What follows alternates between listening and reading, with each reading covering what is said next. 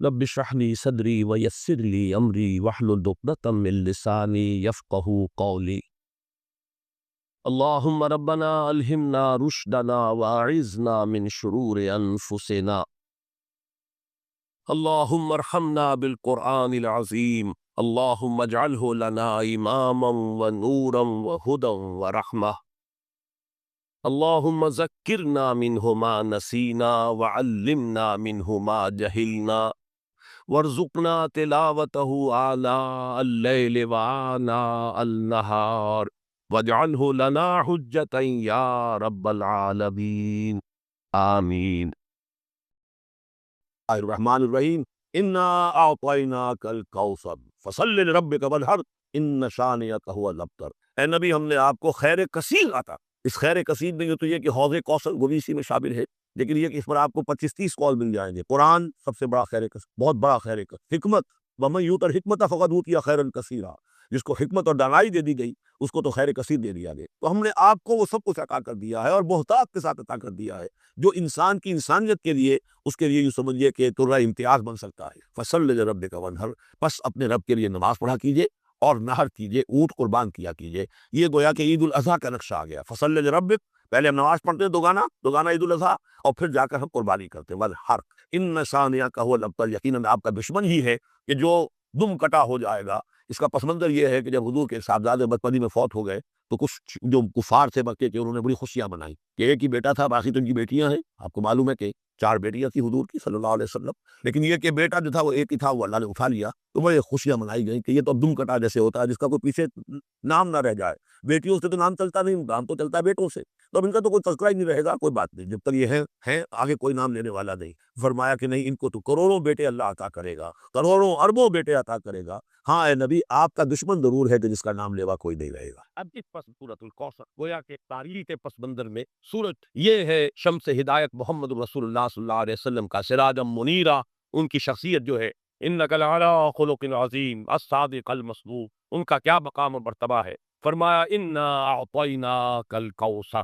اے نبی صلی اللہ علیہ وسلم، یہاں کاف واحد کا صیغہ ہے خطاب، اجماع ہے کہ یہاں خطاب محمد رسول اللہ سے شخصاً ہے، جیسے سورۃ الضحیٰ شخصی گفتگو ہے اللہ کی اپنے نبی کا، بالکل ذاتی پرسنل سرگوشی کے انداز۔ سورۃ الانشراح ذاتی بات ہے پھر ہو رہی ہے اللہ کی اور رسول کے مابین۔ اسی طریقے سے یہ سورہ مبارکہ یہ بھی بالکل خالص ذاتی، آگے جو آئے گی سورۃ النصر وہ بھی بالکل ذاتی سطح پر ہے، خاص بات، لیکن یہ کہ اس کا تعلق پھر بھی پورے معاشرے سے تھا، نظام کے بدلنے سے ہو، وہ آگے آئے گی سورت۔ یہاں تو یہ خالص ذاتی معاملہ ہے۔ انا اعطیناک الکوثر فصل لربک وانحر ان شانئک هو الابتر۔ اب یہاں سب سے پہلے تو لفظ کوثر کو سمجھنا ہے۔ یہ کثیر سے مبالغے کا صیغہ ہے، کثیر سے فعول کی مدن پر، ویسے مبالغے کے بہت سے اوزان ہیں لیکن یہ کہ ایک وزن جو ہے وہ فعول، فعل، تو یہ فعل کے وزن پر یہ مبالغے کا صیغہ ہے۔ کثرت انتہائی بہتات، اور اس سے مراد ہر خیر، ہر بھلائی، تمام حسنات وہ ہم نے آپ کو نہایت بہتات، نہایت کثرت کے ساتھ عطا کر۔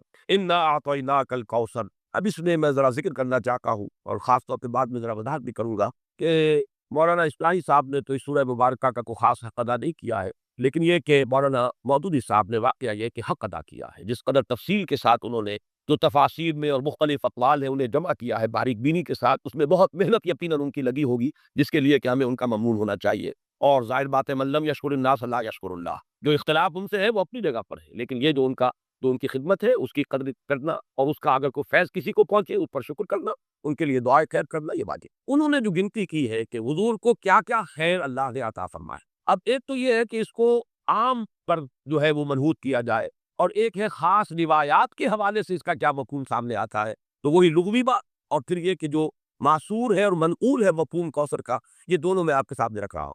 سب سے پہلی شے جو اللہ نے محمد رسول اللہ کو کثرت سے عطا فرمائی وہ اخلاق حسنہ، اس لیے کہ دوسری ہی وحی میں فرمایا وَإِنَّكَ لَعَلَىٰ خُلُقٍ عَظِيمٍ، جس کا لوہا جو ہے وہ خود کفار قریش نے مانا الصادق النبی۔ ابو جہل بھی یہ نہیں کہہ سکا کہ محمد نے کبھی جھوٹ بولا، صاف مانا اسے صلی اللہ علیہ وسلم کہ انہوں نے کبھی جھوٹ نہیں۔ پھر یہ کہ سب سے بڑا خیر نبوت اور رسالت، نبوت رسالت رحمت ہے، اور رحمت للعالمین بنا کر محمد رسول اللہ صلی اللہ علیہ وسلم بھیجے گئے۔ تو یہ خیر کثیر، یہ خیر جو ہے نبوت اور رحمت، یہ اپنے منطقی انتہا کو پہنچی ہے، اپنے تکمیلی مرتبے کو پہنچی ہے محمد رسول اللہ صلی اللہ علیہ وسلم کی شخصیت مبارکہ میں۔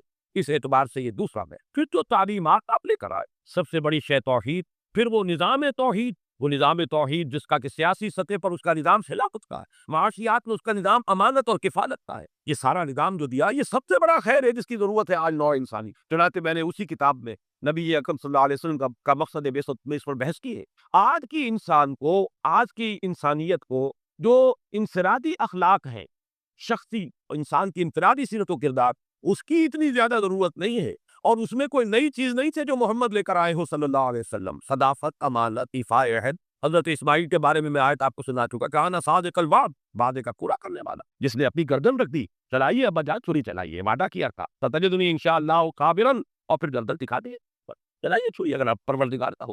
صداقت میں، امانت میں، زہد میں، اللہ تعالیٰ کی طرف رجوع میں، حنانا من لدنا وزکاتا وکانا تقیا، یہ حضرت عائشہ۔ البتہ محمد رسول اللہ صلی اللہ علیہ وسلم نے ایک طرف تو تمام ان اخلاق حسنہ کا گلدستہ اپنی شخصیت میں پیش، ایک تو جامعیت کبریٰ ہے، ورنہ تمام انفرادی اقدار جو ہے وہ تو اس سے پہلے مکمل ہوتی، البتہ سب کو متوازن شکل میں جمع کر دینا، زہد بھی ہو اور ادائے حقوق بھی ہو، دنیا میں رہے بھی اور پھر یہ کہ دنیا سے لو نہ لگے، شادیاں بھی کرے، لیکن یہ ہے کہ اللہ تعالیٰ کی بندگی کے اندر اس سے کہیں کوئی کمی نہ آئے۔ یہ ہے اصل میں کہ جو حضور کا تھا ذاتی سطح پر جو آپ کی کنٹینیو، لیکن اس سے بھی آگے بڑھ کر آپ نے اجتماعی اخلاق اور اجتماعی نظام بھی آ دیے۔ آج انسان کو سب سے بڑی ضرورت اس کی، جب تک نظام عادلانہ نہیں ہے، نظام صحیح نہیں ہے، نظام منصف پالا نہیں ہے، تو ظاہر بات ہے کہ اس کے نیچے اگر ایک ظالمانہ نظام کے نیچے بڑا نیک شخص زندگی گزار رہا ہے تو اس کی انفرادی نیکی اس ظالمانہ نظام کی تقویت کا سبب بن جاتی ہے۔ جیسا کہ میں نے ابھی ایک روکا بیان کیا تھا جنا ہال میں، تو سب لوگوں نے اس کو محسوس کیا، ایک دم چوک سے گئے۔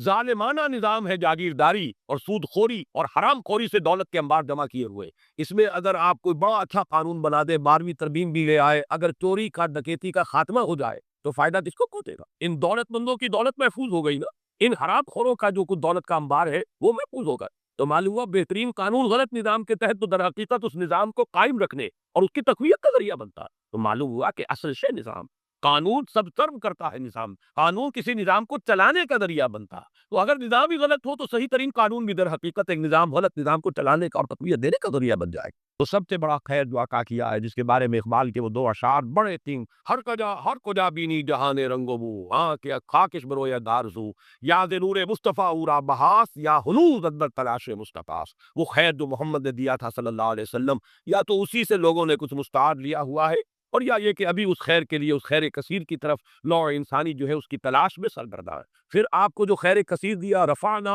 لک ذکرک، آپ کا ذکر بلند کیا، آپ کو اتنی بڑی امت دی گئی، ایسے جانثار صحابہ دیے گئے۔ ذرا تقابل کیجئے، کہاں موسیٰ کے ساتھی تھے کہ جب کہا گیا کہ جنگ کے لیے میدان میں آؤ، فَاذْهَبْ أَنْتَ وَرَبُّكَ فَقَاتِلَا إِنَّا هَاهُنَا قَاعِدُونَ، یہ کہہ کر بیٹھ گئے، اور کہاں محمد کے ساتھی ہے صلی اللہ علیہ وسلم، جہاں آپ کا پسینہ گرا وہاں اپنی خون کی ندیاں بہا، یہ محمد کے ساتھی ہے۔ ایسے جانثار، ایسے اعوان و انصار، ایسے خلفاء ابو بکر اور عمر اور عثمان اور علی جیسے خلفاء رضی اللہ تعالی عنہم اجمعین۔ پھر امت، کتنی بڑی امت، کتنے اولیاء اللہ، کتنے صلحاء، کتنے اتقیاء، کیسے کیسے علماء، کیسے کیسے مجددین امت۔ تو واقعہ یہ ہے کہ ہم نے آپ کو خیر کثیر عطا فرمایا۔ پھر اگرچہ اولاد نرینہ تو نہیں دی، ابھی اللہ کی اپنی ہی کوئی حکمت ہے، اس پر کبھی میں نے گفتگو کی بھی ہے، لیکن اس وقت اس کا موقع نہیں ہے، لیکن یہ کہ آپ کی صاحب دادی حضرت فاطمہ سے جو اولاد حسنی اور حسینی سید کتنی تعداد میں آج دنیا میں موجود، ان میں کیسی کیسی شخصیت ہے، حسنین، حضرت حسن، حضرت حسین رضی اللہ تعالی عنہما، پھر بڑے بڑے مجاہدین کبار ان میں اٹھے، حضرت حسن زکیہ اور حضرت زید سے لے کر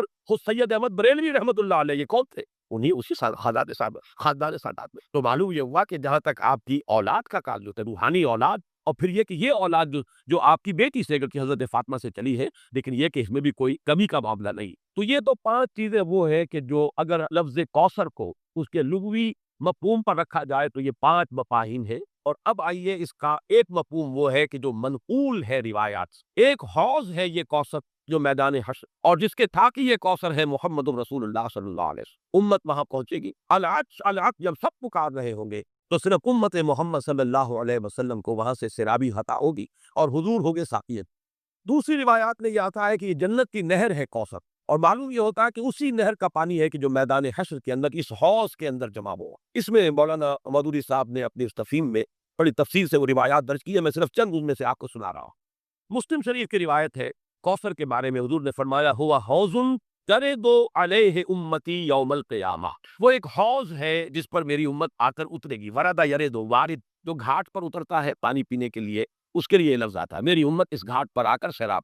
बुखारी की रिवायत है, अना फुरतुकुम अलल हौज, ऐ मुसलमानों मैं तुमसे पहले पहुंचा हुआ हूँगा हौज पर। गोया कि वहां मैं साकी का फरीज़ा सर अंजाम, मैं मेजबान हूँगा हौज कौसर पर, और वहां तुम्हारा इंतजार करूंगा, तुम्हारा इस्तेमाल करूंगा। अना फुरतुकुम, ये वही लफ्ज है कि जो कमसिन बच्चे फौत हो जाते हैं तो उनकी दुआए जनाजा में ये लफ्ज पाया जाता है, अल्लाहुम्मा जअलहु लना फुरकन वजअलहु लना अजरन व ज़ुखरा। ये हमसे आगे जा रहे हैं, हमने जो भी इनकी खिदमत की है परवरदिगार उसको आखिरत में हमारे लिए दखीरा बना दे। इसी तरीके से बुखारी की एक रिवायत और भी है, अना खुरुतुकुम अला अलल हौस व अना शहीदुन अलैकुम व इन्नी वल्लाहि ला अंजुरु इला हौज़ी अल आन, मैं तुमसे पहले पहुंच जाऊंगा हौज़े कौसर पर और वहां तुम्हारा इस्तेमाल करूंगा, और फिर मैं तुम्हारी गवाही दूंगा, तुम पर गवाह हूंगा उसके उस हौज़े कौसर पर। और खुदा की कसम मैं अपनी आंखों से उस हौज को इस वक्त भी देख रहा, यानी दुनिया में रहते हुए भी मोहम्मद रसूलुल्लाह सल्लल्लाहु अलैहि वसल्लम को ये जन्नत का मुशाहदा जैसे एक मौके पर हुआ कि एक नमाज के दौरान आपका हाथ बेसाख्ता जो है आगे बढ़ गया, एक मरतबा बेसाख्ता आप पीछे को हटे जैसे किसी शय से दहशत हो गई हो, खौफ हो। जब लोग सहाबा ने पूछा हुजूर क्या ये इस नमाज का खासा है, ये भी उसका कोई जुज़? आपने फरमाया नहीं, मेरे सामने जन्नत ले आई गई थी और बेख्तियार मेरा हाथ बढ़ गया कि मैं उसका कोई खोशा तोड़ लूं ताकि तुम्हें दूं वो जन्नत का मेवा, और मेरे सामने दोज़ख ले आई गई और उसका भपका जो था उसकी हरारत की वजह से मुझे पीछे हटना पड़ा। दुनिया में मुशाहदा कराया जाता था, इसलिए हुजूर ने फरमाया व इन्नी वल्लाहि ला अंजुरु इला हौज़ी अलान, मैं इस वक्त भी अपने उस हौज को देख रहा।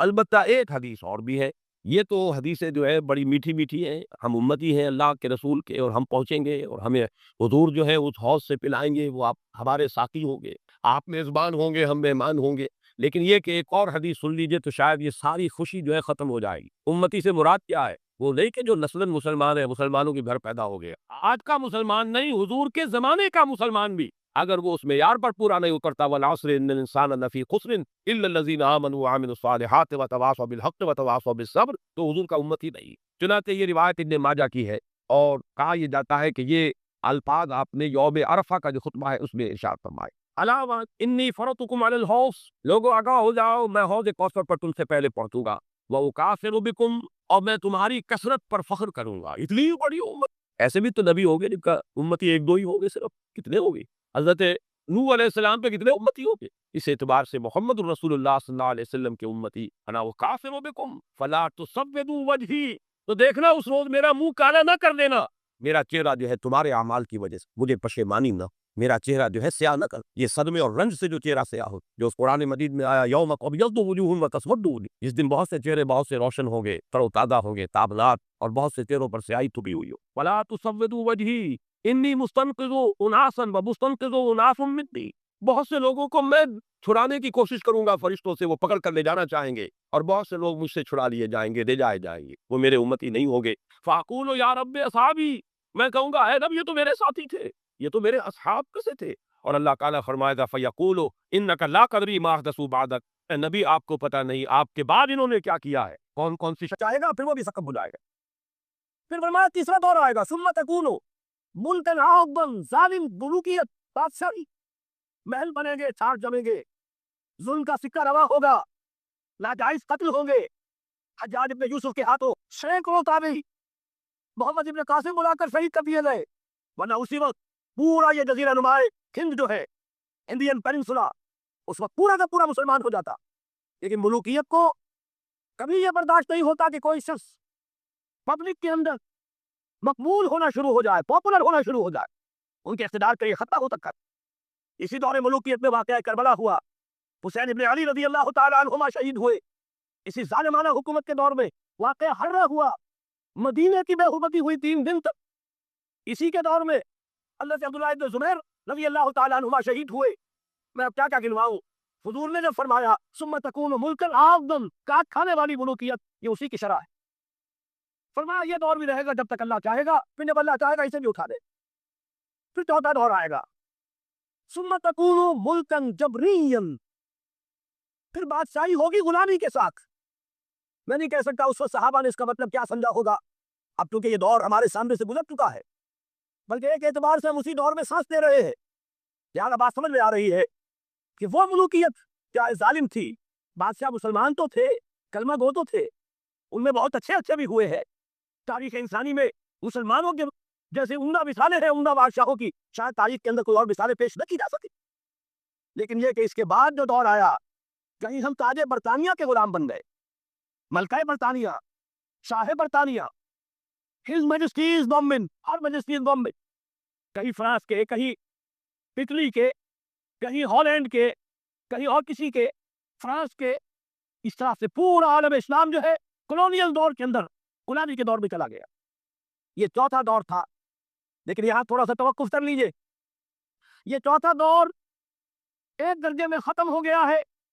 کہتے ہیں دنیا والے کولونیل دور ختم ہو گیا، حقیقت میں ختم نہیں ہوا. براہ راست حکمرانی ختم ہوئی ہے، انڈائریکٹ رول جاری ہے. ریموٹ کنٹرول کے ذریعے سے وہی حکومت کر رہے، بٹن وہی سے دبتے ہیں. ہم جا کر جھولیاں انہی کے سامنے بساتے ہیں، انہی سے کبھی سرمایہ کاری کی بھیک مانگتے ہیں، کبھی قرضوں کی بھیک مانگتے ہیں. ان کے چشم و ابرو کے اشاروں کے منتظر رہتے ہیں. ہماری جنگ اور صلح ان کے تابع ہے، ہمارے تمام وسائل ان کے تسلط میں ہے. وہ دور ابھی ختم نہیں ہوا. فرق صرف یہ ہے پہلے براہ راست حاکم تھے، آج بالواسطہ حاکم. لیکن حضور نے فرمایا صلی اللہ علیہ وسلم یہ دور بھی ختم ہو کر رہے گا.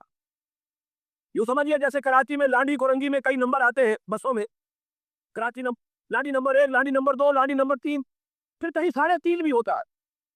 آج ہم بیچ میں کھڑے ہیں اس چوتھے دور کے کہ حضور کے قول کے مطابق ملکن جبرین، یا دور ابھی جاری ہے، بس ختم ہو گیا ہے، یہ سبھی باقی ہے. لیکن ایک بات تو بڑی تلخ ہے، ابھی بقیہ نصف میں بڑی قیامتیں گزرنے والی ہے. اسی بقیہ نصف میں وہ معرکہ پیش آنے والا ہے، اسی میں وہ ملاحم ہوگے، اسی میں وہ الملحمۃ العظمیٰ ہوگی، اسی میں دجال اکبر کا ظہور ہوگا. اس میں ہمارے اوپر تکالیف اور مصائب ابھی اور اس کے سائے گہرے ہوں گے، اور کچھ روز سزاؤں سے لہو برسے گا، اور غمناک یہ تاریک اندھیرے ہوں گے. لیکن اس کے بعد فرمان نبوت پوری شان کے ساتھ ظاہر ہوگا. ثم تکون خلافۃ علی منہاج النبوہ، پھر دور آئے گا خلافت علی